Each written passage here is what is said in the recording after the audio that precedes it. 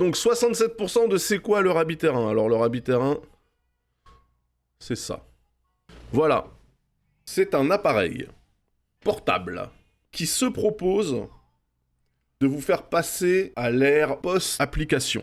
Ce qui veut dire que, concrètement, ce truc-là utilise de l'intelligence artificielle en back-end et il est connecté à tous les services auxquels vous êtes abonné ou que vous utilisez sur votre smartphone, par exemple Spotify, Uber, Google Maps, enfin voilà, toutes les applis que vous utilisez pour lesquelles vous avez un compte qui est connecté. Et en fait, ce que vous faites, c'est que plutôt que d'utiliser votre smartphone et vos applications une par une, vous parlez à l'intelligence artificielle en mode conversationnel et vous lui demandez des trucs et en fait, elle s'occupe de faire pour vous les applis. Donc toutes les applis passent au second plan, on ne les voit plus.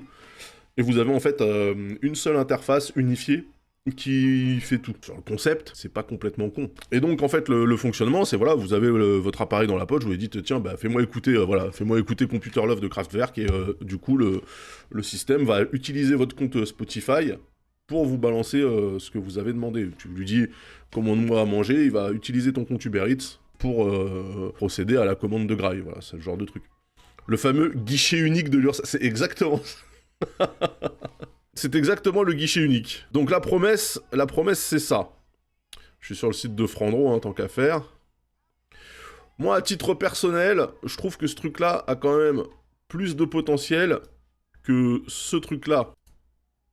S'il fallait en choisir un des deux, entre Human AI Pin et le Rabbit R1, moi je serais plus sur le Rabbit quand même. Hein. Ça marche seul ou ça contrôle un téléphone auquel il serait connecté? Alors le AI Pin, il me semble que lui c'était une connexion avec un téléphone, que vous avez toujours pas loin. Par contre, le Rabbit, il me semble que c'est un truc indépendant. Hein. Parce qu'il y a un port pour la carte SIM. Hein. De toute façon, t'es obligé d'avoir internet, parce que l'intelligence artificielle qui est utilisée par cet appareil, elle est pas dans la machine. En fait, c'est des queries qui sont envoyées sur leur serveur. Ce truc-là ne fait que renvoyer le résultat, en fait. Hein. Mais si t'as un compte Uber Eats et Deliveroo, il choisit entre les deux, bah en fait, à mon avis, tu vas lui dire commande-moi à manger, et lui, il va te dire ok, quelle appli tu préfères, entre quel service tu préfères, et tu lui dis, tu vois. Ou alors tu lui dis carrément, commande-moi à manger sur Deliveroo, ou commande-moi à manger sur Uber Eats. Et en fait, ce qui se passe, c'est que le truc fait la query pour vous renvoie quand même un... C'est ça la différence principale, je pense, entre cette machine et les iPins. C'est que sur cette machine-là, avant de valider la transaction, t'as quand même un petit récap qui apparaît sur l'écran pour dire t'es ok ou pas. Alors que les iPins, c'était en mode commande-moi une figurine à 3000 € sur eBay, il va te faire ok, et voilà, c'est bon. Quel diff avec Alexa? En fait, Alexa et tous les assistants personnels, type Siri, etc., ils sont assez limités en termes de profondeur d'utilisation par rapport aux applis qui sont installées sur un smartphone. Ce truc-là, en fait, utilise tous les services. Siri, par exemple, il va te donner des informations, mais je suis pas sûr qu'il puisse diguer sur toutes les applis, tu vois. Je pense pas que tu puisses dire à Siri de te commander à manger sur Uber Eats, par exemple. Il va te dire, bah tiens, je t'ouvre Uber Eats et démerde-toi tout seul. C'est une start-up ou c'est backé par un gros service? Bon, c'est une start-up, hein. Juste pour savoir, ça va devenir juste une brique orange dans 6 mois. En fait, ce qui est intéressant à noter, c'est que c'est vendu 199 $. Et que, a priori, il n'y a pas de formule d'abonnement. J'y crois double zéro. J'y crois zéro. J'y crois zéro. Pour moi, la boîte, elle va se faire ensevelir sous les queries de ses utilisateurs pour tout et n'importe quoi. Ça va les amener à leur perte. Littéralement, je pense que s'il y avait une potentielle formule sous abonnement, ça me permettrait d'avoir un peu plus confiance dans la viabilité et la fiabilité de ce machin-là. Parce que le paiement one shot 200 $ et après tu utilises le service pendant 1000 ans, j'y crois pas une seule putain de seconde. Mais t'écoutes Spotify dessus? Bah oui, en fait, il se feed, il est feedé par le contenu des applications auxquelles t'es abonné. Donc si t'as Deezer pour la musique, il utilisera Deezer. Mais lui, en fait, il a une interface utilisateur qui sera unifiée, qui permettra d'avoir en fait le même look and feel, quelle que soit l'application. Mais je pense qu'on pourrait regarder la keynote. Hop. C'est Jesse Liu. J'aime trop les mecs qui essaient vraiment de faire un truc à la Steve Jobs alors qu'ils ont pas le... Tu sens que c'est pas leur kiff hein, de parler dans le vide là comme ça. Donc leur ambition c'est de faire l'ordinateur le plus simple, tellement intuitif que t'as pas besoin de savoir t'en servir. Donc ils utilisent une approche langage naturel. Donc c'est pas un computer pour eux, c'est un compagnon. Ok. Donc là voilà, il explique que ça c'est pas très intuitif ça, là, les applications là. Il dit c'est ce que vous avez tous les jours, c'est là depuis des années, on en a plein le cul. Le problème avec ces appareils, c'est pas le hardware, en fait. C'est ce qu'il y a dedans. Donc c'est le système orienté application. Chaque fois que tu veux faire quelque chose, tu dois farfouiller dans des pages et des pages d'applications. Et donc voilà, tu passes ton temps à passer d'une application à l'autre. Le smartphone était supposé être intuitif, mais avec des centaines d'applications, ça n'est plus intuitif. Voilà, alors attention, la punchline. Le smartphone c'est devenu le meilleur appareil pour tuer le temps au lieu de l'économiser. Donc là, il dit que des gens ont fait déjà des approches IA, et il dit souvent, en fait, ça floppe. Ce qui est vrai. Ce qui est vrai. Donc là, il dit que si tu vas sur ChatGPT et que tu lui demandes de booker des trucs, en fait, il va te proposer des propositions, enfin, il va te proposer des résultats, mais il ira pas au bout, il va pas commit pour toi. Donc là, il dit maintenant, il y a des agents, il y a des alternatives, mais là aussi, elles sont toutes focalisées sur un seul type de tâche et elles ont du mal à être polyvalentes.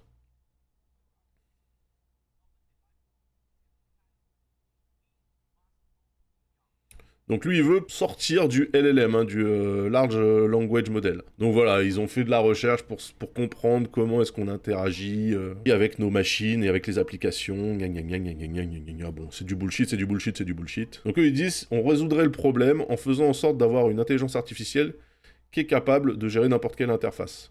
Et voilà, et c'est pour ça que je pensais à LAM, parce que leur modèle s'appelle LAM.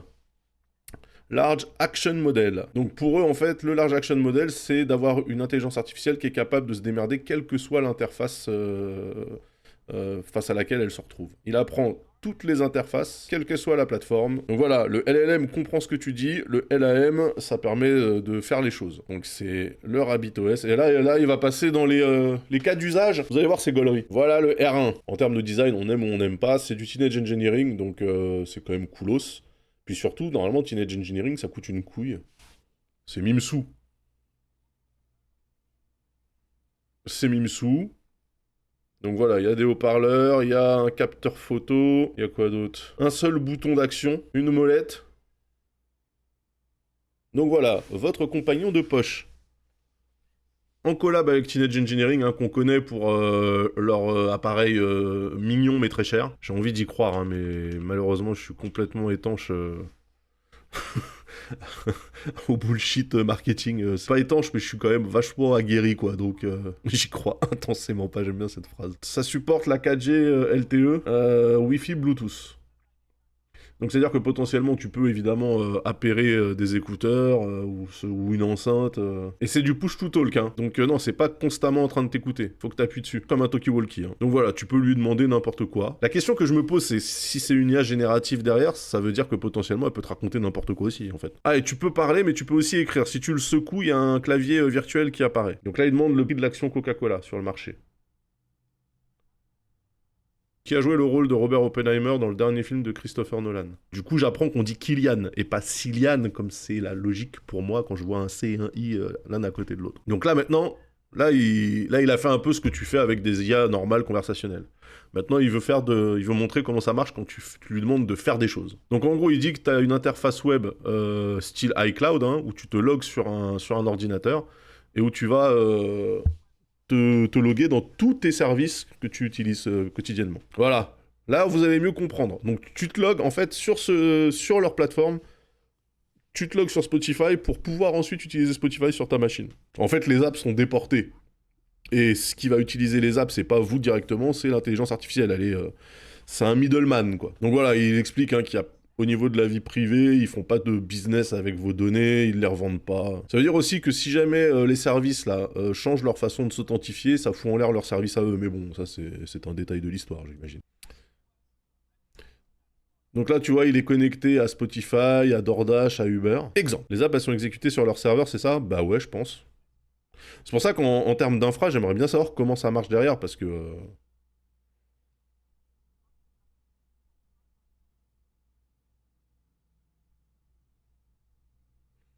et donc voilà, ils te donnent le résultat de ce que tu as demandé avec leur interface unifiée. Donc là, ils demandent qui a écrit les paroles. Donc si tu as une app inconnue au bataillon, c'est mort. Et justement, c'est ça qui est intéressant, c'est ce qu'ils vont te montrer après, c'est le mode Teach. Et où le port pour les écouteurs. Alors il y a deux enceintes intégrées, mais je pense que tu peux te connecter en Bluetooth. Hein. Donc là, il commande un Uber. Et là, il dit, j'ai 6 personnes avec 3 valises. Donc là, il dit, le truc, il lui dit, bah, faudrait peut-être changer de voiture. Et après, quand même, il te demande de confirmer. Donc là, il a demandé une pizza de chez Pizza Hut, et il a demandé la pizza la plus commandée. C'est-à-dire, il a pas demandé une spécificité, donc il a juste dit, prends-moi celle que tout le monde prend. C'est pas exactement comme ça que j'achète des trucs, mais... Donc là, voilà. Là, il dit qu'il peut chaîner plusieurs apps ensemble. Il veut aller à Londres avec sa famille, 2 adultes et un enfant. Il donne les dates. Donc là, il dit, je veux des fauteuils groupés, pas trop chers, un SUV à l'arrivée et des nuits d'hôtel. Et donc là, en fait, là où en temps normal, vous iriez sur Expedia, Hertz, Avis ou machin, en fait, là, c'est l'intelligence artificielle qui s'en occupe. Et... Ça, c'est du mytho. là, là, vous avez vu.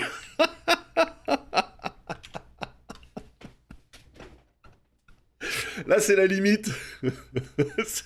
c'est la limite hein, des démos. C'est que, bien sûr, qu'en fait, il n'y avait absolument rien de préparé en termes de UI pour ce genre de requête multiservice.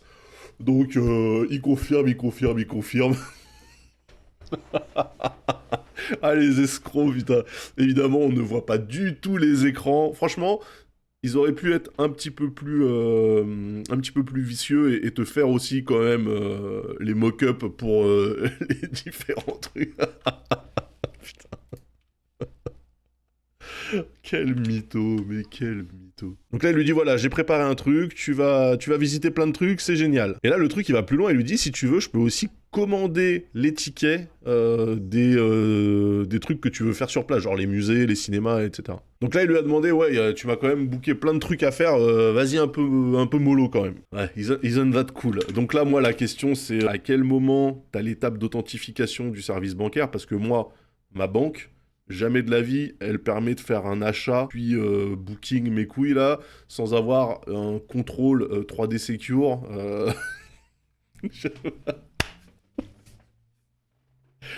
En fait, je ne comprends pas comment ça peut réellement fonctionner dans le monde moderne, cette connerie-là. Je ne comprends pas. Dès que tu commences à avoir des sommes, genre un voyage, lui il est aux États-Unis, un voyage en Europe pendant une semaine, à mon avis, et tu reçois peut-être une demande 3D Secure par service, bah oui, mais tu la reçois où?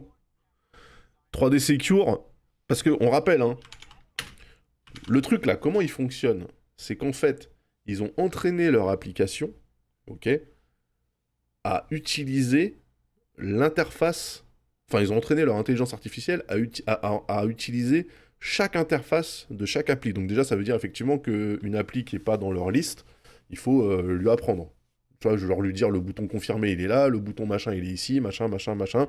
Ramène-moi ces informations-là sur l'écran de mon device. En gros, il faut tout lui expliquer.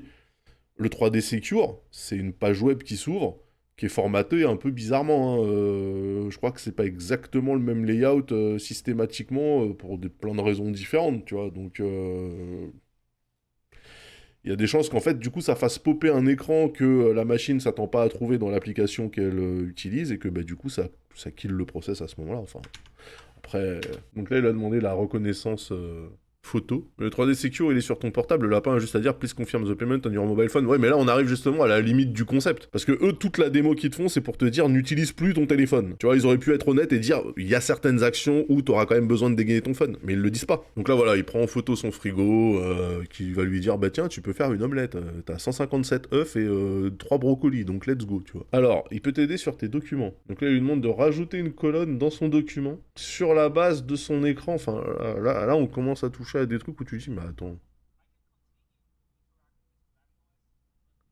Sauf qu'il lui a envoyé, attendez. Ah, tu peux query aussi en réponse aux emails qu'il t'envoie. Il lui a bien envoyé, c'est pas un JPEG qu'il lui a envoyé, il lui a bien envoyé un document Google Drive là. Hein. Ok, mais tu peux. Est-ce que ça a mis à jour ton document ou est-ce que c'est un nouveau document qu'il a créé? C'est un drive, mes docs, mes shit. Oui, parce qu'en plus c'est l'icône de Google Docs.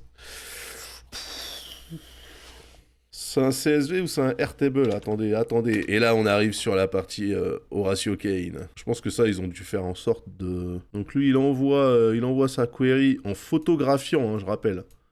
En photographiant son document actif. Ce qui veut dire que il n'y a aucun moyen pour que la machine sache que dans son Google Drive, il y a déjà un document sur lequel il était en train de taffer. Donc ça veut dire que quand elle va te répondre, elle va pas ajouter une colonne au document actif sous tes yeux. Elle va te créer un nouveau document. Bon, ça à la limite, pourquoi pas. Fais des clics en plus, mais bon. Et donc ça lui envoie quoi? Ça lui envoie une pièce jointe. Effectivement, ça c'est l'icône Google Docs du coup. Google Docs ou juste un fichier? Ah, c'était un CSV. On l'a vu, c'était un CSV. Donc ça veut dire que ça te renvoie un .csv. Ok. Donc voilà, ça lui fait un CSV, il est super content. Et donc voilà, ça, là il passe au mode teach pour apprendre.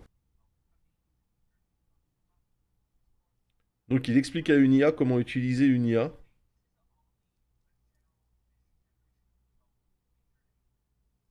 Donc il lui dit d'utiliser Discord pour ça. Donc là, il a dit voilà, je fais un prompt avec le bot Midjourney de Discord. Ah, Midjourney c'est que sur Discord, sous Discord. Il n'y a pas une version... Ok, ok. Moi je pensais qu'il y avait au moins une web app, mais... Et donc une fois qu'il lui a appris à faire la première action, donc j'imagine qu'il a dit que c'était Midjourney dans la suite de tâches qu'il lui a apprises. C'est... Donc là, ils ont speedé 4 fois quand même, hein, parce que bon, bah... Voilà, donc maintenant, pour les gens qui disaient, qu'est-ce que c'est? Maintenant, vous savez ce que c'est que le Rabbit R1 qui utilise RabbitOS, et donc le Large Action Model de la compagnie. Et maintenant, je repose la question. Sur une échelle de crédibilité allant de 1 à 10, 1 étant c'est n'importe quoi, 10 étant j'y crois à mort, ça me semble totalement legit, quelle note vous mettez? Ok. Y a personne, qui y croit réellement. Ou qui aimerait y croire. Ah voilà, Firegrain il dit ça me paraît plausible, j'attends que l'IA génère la note. Je dirais pas NFT tiers parce qu'en soft c'est pas infaisable. J'y crois mais ça sera redondant et inutile dans 4 mois, par rapport à l'avancée de l'IA franchement ça va arriver. J'ai même pas envie d'y croire, je vois même pas l'intérêt. Ils vendent c'est l'appareil ou l'OS. Bah c'est les deux, laser. C'est les deux. C'est l'OS, leur modèle d'IA et ils ont pas dit sur quel service d'IA ils s'appuyaient. Mais en fait, ouais, la question qui se pose, c'est... Je crois que le mec qui a répondu sur Twitter en plus. Parce que tout le monde a dit, super frère, mais pourquoi tu fais pas une app sur smartphone? Et moi, la question que je pose, c'est franchement, je m'appellerais Apple ou Samsung. Pourquoi est-ce que je mettrais pas des ingés pour utiliser notre IA qui, par définition, a accès à l'intégralité de nos devices pour faire ce travail-là, en fait. Ça pourrait être juste un mode raccourci écran d'accueil, tu vois. Donc effectivement, les apps soient compatibles, et pour l'instant, c'est très centré sur les grosses applis. Mais non, mais apparemment, The Fairgreen, c'est ça le truc, c'est que tu peux lui apprendre. Si t'as une app un petit peu confidentielle, qui est pas prise en compte par le service, ou une app tout simplement européenne, parce qu'eux, ils sont très américano-centrés, puisque vous savez que pour la Silicon Valley, le monde, c'est les États-Unis. Il n'y a rien qui t'empêche potentiellement de... Je pense que ça va être du tâtonnement. À mon avis, leur teach mode, là, le gars, il t'explique, tu le fais, clic-clac-clac, ça y est, c'est fait. À mon avis, ton teach mode à toi, ça va être, ok, je le fais comme ça, voilà, ça c'est le bouton, t'appuies ici, nanani, nanani, nanani, nanana. Alors, il faut, a priori, que l'application que tu comptes utiliser ait un pendant web accessible, parce que tout ce qui est fait, c'est via le navigateur sur une interface qui ressemblerait potentiellement à du PC, quoi. Donc, ça veut dire que si ton application que tu utilises, elle n'a pas un équivalent web, bon, bah déjà, t'es mort. Je comprends pas qui est la cible de ce truc. Bah, c'est les gens qui sont très smartphone dépendants et qui aimeraient, je pense... En fait, la cible de ce truc, c'est tous les gens qui ont vu Iron Man, ok, qui ont vu Jarvis, et qui depuis... À chaque fois, on a des trucs comme ça qui arrivent dans le monde du divertissement et qui nous font miroiter un truc futuriste incroyable, et tout le monde le cherche après, tout le monde le veut. Mais là, concrètement, ça sera à peu près ça. T'as vu Jarvis dans Iron Man, ou effectivement, t'as vu Her, et voilà. Le device est mignon, c'est vrai.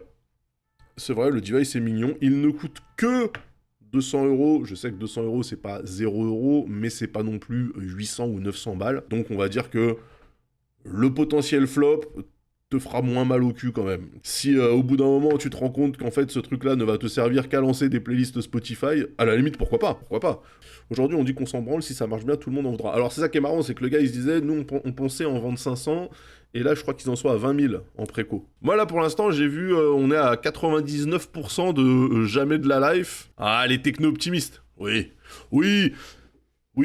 Vous voulez dire les mêmes techno-optimistes qui pensaient que en 2024, on aurait tous des véhicules autonomes et qu'on en croiserait dans les rues tous les jours. Après, je pense que t'es obligé de garder une certaine candeur. Quand tu chroniques la tech, c'est vrai que s'il y avait que des profils comme le mien, c'est-à-dire que du Saint Thomas sur 20, c'est-à-dire Tant que c'est pas dans ma main, j'y crois pas. Peut-être qu'on se fera un peu chier. Peut-être que c'est bien d'avoir des rêveurs, des naïfs. Oui, j'ai des rêves sur la tech, la chronique du Kickstarter, c'est un peu de la candeur, mais en vrai, j'ai envie d'y croire à ces trucs-là. Moi, en fait, c'est vrai qu'il y a un truc que je me dis, c'est que si on attend de la part de sociétés qui sont hégémoniques et potentiellement en oligopole sur un secteur de faire de l'innovation, on va attendre très longtemps. Parce que quand t'es en place sur un marché et que tu fonctionnes bien, t'as aucune raison de le bousculer. C'est la raison pour laquelle ça fait 700 millions d'années que Windows devrait faire plein de trucs, notamment pour prendre en compte les nouvelles machines avec des écrans tactiles, machin, etc., et qui font rien, parce qu'en fait, ils s'en battent les couilles, tout simplement. Donc je trouve ça cool que de temps en temps, on essaye un peu de bousculer un environnement, bousculer un milieu, changer un peu les habitudes, proposer des nouveaux paradigmes et tout, je trouve ça cool. Il y a quand même un sens des réalités à conserver. À un moment donné, il y a quand même un truc où tu te dis, ce truc-là, là, qui fait un appel intensif à l'intelligence artificielle. L'intelligence artificielle, on sait que ça demande des ressources. Je doute que tu puisses avoir un truc vendu 200$ où t'es genre illimité sur tes queries. Je doute que ça soit rentable. Déjà de base. Si les serveurs tiennent pas, c'est nickel. Mais non, mais ça tiendra jamais. Vous avez vu l'infra de ouf qu'ils doivent avoir. C'est-à-dire qu'ils ont non seulement une infra pour la stricte intelligence artificielle qui doit faire des queries, mais ils ont aussi une infra où tu as installé pour chaque utilisateur un ensemble d'applications sur lesquelles les comptes sont logués, etc., machin, qui va ensuite être requêté par... C'est... ça va être... je pense que ça va être très drôle de regarder ce genre de truc en fonctionnement. Parce qu'à mon avis, déjà, les temps de traitement, on oublie. Déjà, là, sur certains trucs, c'était quand même relativement long.